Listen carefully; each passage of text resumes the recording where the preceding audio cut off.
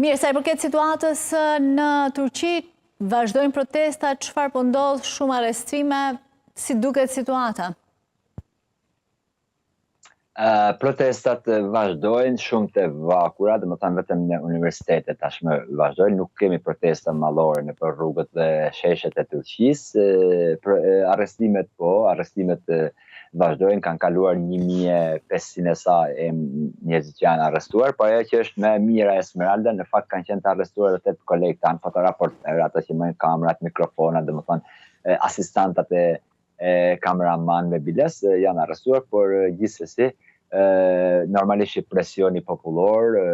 populli kombi turk në rrugë, detyroi domethënë qeverinë e Erdoganit dhe në thojza ligjet, domethënë prokurorët e Erdoganit i lirojnë pakten dhe nga 8 gazetarët 7 janë liruar, tashmë janë përjashtë, por vazhdojnë procedurat, kurse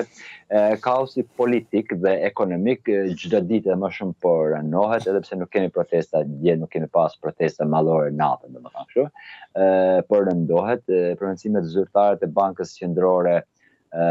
janë që kemi harxuar 8 miliard e sa euro për të mbrojtur vlerën e lirës, mos me humb lira, vetëm për 12 orëshin e parë kur arrestua Ekrem İmamoğlu, kryetari i Bashkisë Metropolitane, kurse opozita dhe shumë burime të besueshme të ekonomisë të Turqisë thonë që mbi 25 miliard dollar janë harxuar vetëm 24 orët e para, ka shitur Banka Qendrore turke, kështu që rezervat tona në vend që duhet të ngritur, po bien shumë, kurse me parë nga opozita fajson Erdoganin personalisht dhe qeverinë e tij që përdor ligjin vetëm dhe vetëm për të mposhtë opozitën, për të mposhtë rivalin e tij që të ka mundur 4 herë, i vetmi rival që e ka mundur Erdogan 4 herë në zgjedhjet e tina, dhe për këtë arsye ne nuk do të ndalohemi kurrë dhe opozita ditën e shtunë, më falni, në orën 2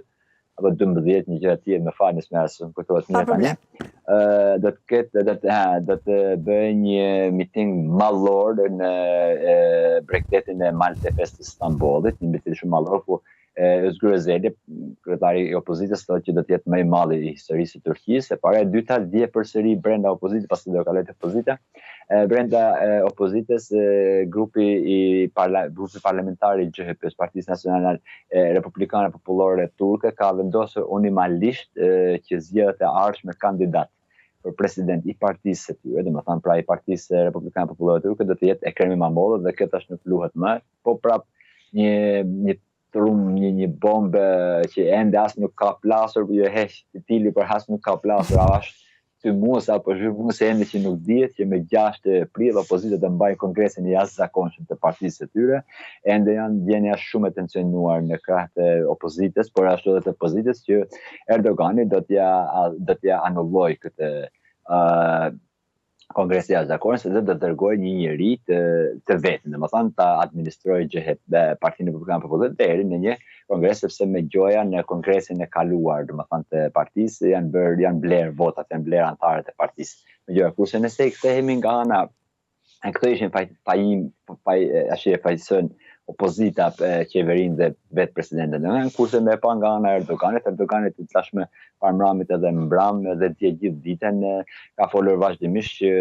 Ekrem İmamoğlu, Partia Republikane Popullore dhe të gjithë bashkitë që janë marrur me votën e popullit nga Partia Republikane Popullore Turke janë mashtruesit, janë hajdutët dhe këto që kanë dalë, domethënë janë ata karrotat e vogla që derdhen nga qesja, sepse në ditët në vazhdim unë kam të gjitha faktet të Erdogani që në ditët në vazhdim do të shihni ju se sa mashtrime, hajni, hajdubleke kanë bërë me terror, me të gjitha, domethënë i ashtu Erdogani, po ashtu edhe që është jetike edhe për vetë filozofinë dhe politikat erdoganiste, domethënë të partisë, është që po na iku dini nga feja, po na ik feja nga duart dhe këto të majtet e Turqisë, domethënë Partia Republikane Popullore dhe antarët e saj po na dhunojnë xhamit dhe varrezat tana gjyshmazyshit që i kemi, akuzojnë qeveria opozitare.